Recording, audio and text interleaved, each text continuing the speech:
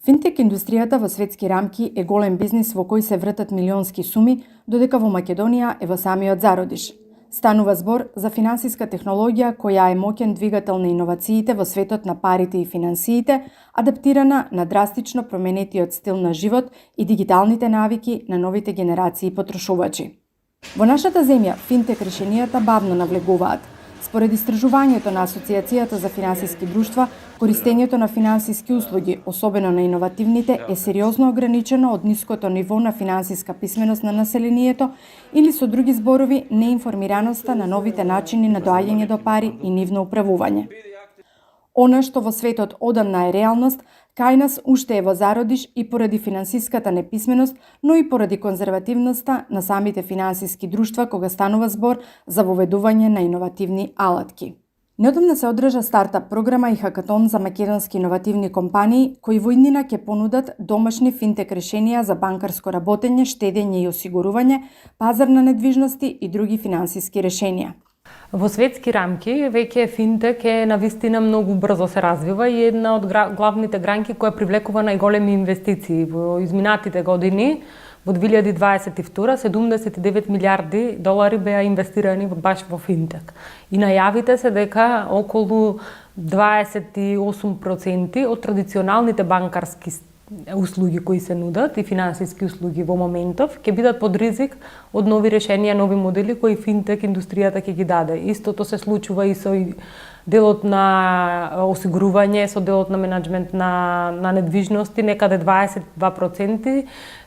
Истражувањата на PricewaterhouseCoopers кажуваат дека ќе бидат под ризик 22% од целата индустрија на некакви нови модели кои чекаме да се појават. И кај нас има потенцијал да размислуваме во таа тема. Уште повеќе што имаме компании кои се иноватори во финтек, работат финтек решенија за прв пат во државата и од нив имавме многу голема поддршка за целата стартап програма и за хакатонот.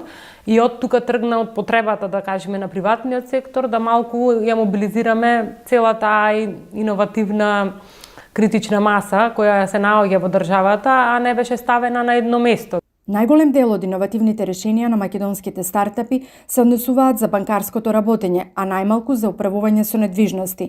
Но за сите нив заеднички е предизвикот да се убедат домашните финансиски институции да ги помогнат во развојот на иновациите и секако истите да ги имплементираат во пракса.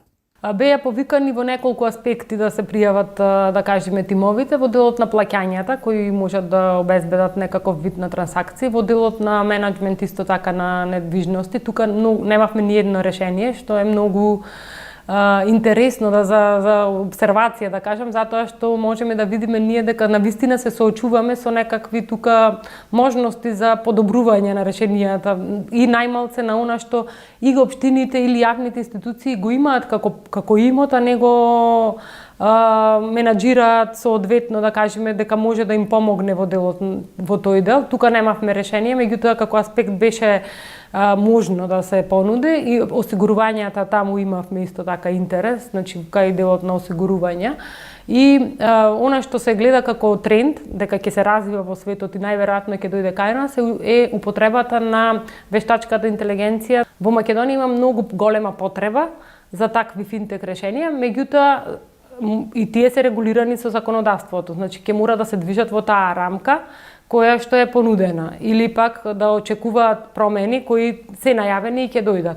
А од друга страна може да понуди финтек стартап, може да понуди решение кое ќе биде скалабилно и ќе може да се користи и надвор од државата глобално, да кажеме.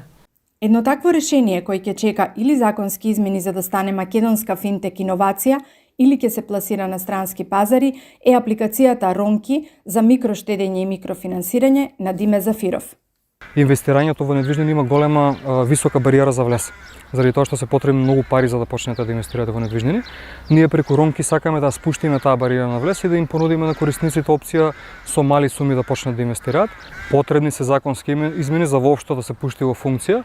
Пред се станува збор за нејасниот став кој што македонскиот систем го има спрема NFT, токенизација и блокчейн технологијата воопшто.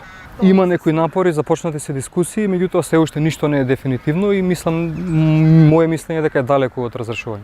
Ронки од секогаш беше осмислена како интернационална платформа на која што компаниите кои што се занимаваат со управување на недвижнини ќе бидат тие кои што ќе ги идентификуваат најатрактивните пазари, независно од локацијата, и ќе добијат пристап до финансии за нивните проекти, а од друга страна на корисниците ќе им дадеме можност за инвестирање во недвижнини на светско ниво. Финтек индустријата ќе биде нова нормала. Оваа констатација ја знаат сите кои се на пазарот на пари и финансии, но патот дотаму во македонски услови се чини е долг. Потребни се законски прилагодувања, поголема храброст на институциите, сериозна едукација на корисниците. Се чини, единствено што засега не ни недостига се иновативните идеи и квалитетните технички решенија.